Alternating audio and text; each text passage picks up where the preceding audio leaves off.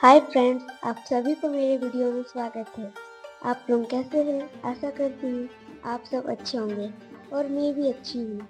रोजाना की तरह आज भी मैं एक न्यू अल्पना डिज़ाइन लेकर आई हूँ। साथ में एक शायरी भी लाई हूँ। चलिए शायरी शुरू करते हैं।